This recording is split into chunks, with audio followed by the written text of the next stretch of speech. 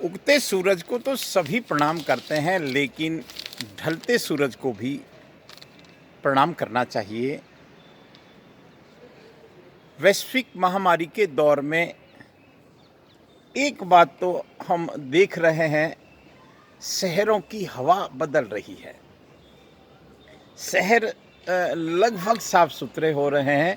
ये देवनागरी सिरोही का साफ सुथरा वातावरण हम देख सकते हैं। ये पूरी तरह हवा सिरोही की साफ है, नीट एंड क्लीन है जिसको कह सकते हैं। सिरनवा की तलहटी में बसा हुआ देवनागरी सिरोही वैसे तो प्रदूषण की दृष्टि से प्रदूषण मुक्त ही है ये शहर, लेकिन पिछले कुछ दिनों में जिसको हम लॉकडाउन के कारण इसको जोड़ सकते हैं, ये शहर की हवा और साफ़ हुई है। और सिरोही छोड़िए, संपूर्ण भारतवर्ष या संपूर्ण विश्व के शहरों में वातावरण तो शुद्ध हुआ है। इसमें कोई ये देखा जा सकता है, फिर भले ही महानगरों की बात हो, दिल्ली की बात हो, बेंगलोर, अहमदाबाद की बात हो। कोविड-19 ये हम देवनागरी सिरोही के वो 14 जैन मंदिर एक लाइन में देख रहे हैं, जो महल के बहुत करीब है।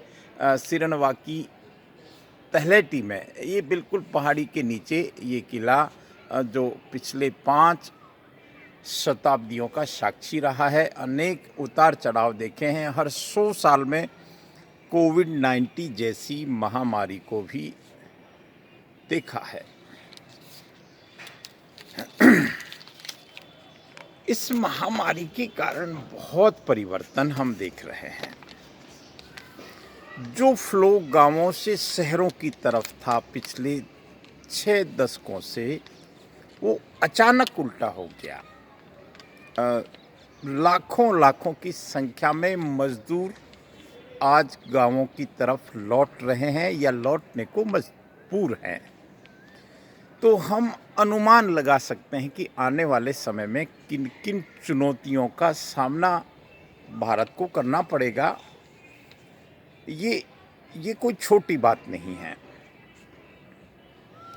शायद एक बड़ी व्यवस्था परिवर्तन की तरफ भी हमारी सरकारों को सोचना पड़ेगा, और सोच भी रही है।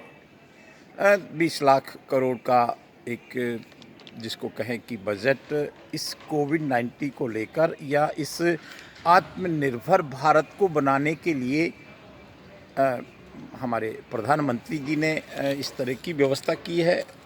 उसके लिए पूरा सिस्टम काम कर रहा है।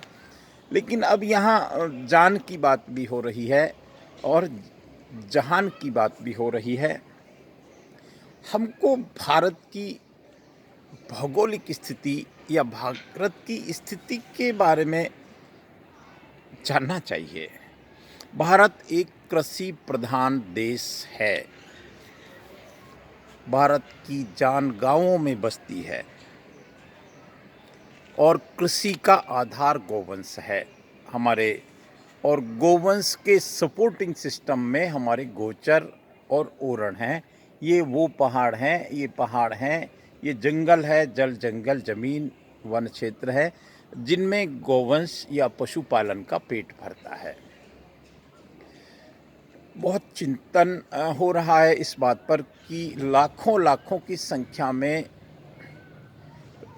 वो लोग जो गांवों से शहरों की तरफ चले गए थे रोजगार को लेकर, या यूं कहें कि गांव खाली हो गए थे और शहरों में, महानगरों में इतना बोझ बढ़ गया था। हम देखते हैं, हम सब बुद्धिमान लोग हैं, पढ़े लिखे लोग हैं। इतना बोझ बढ़ चुका था और बढ़ता ही जा रहा था। ज़मीन कम होने से फ्लैट सिस्टम शुरू हो गए थे, और वो सब होते होते लेकिन कुदरत को क्या मंजूर होता है। और ऐसा इतिहास साक्षी है कि हर 100 साल में इस तरह की महामारी का सामना समाज ने किया है। आज़ादी के बाद तो ये जो शहरीकरण का जो हुआ था, हमने देखा है कि गांव खाली होते गए और शहरों में बोझ बढ़ता गया।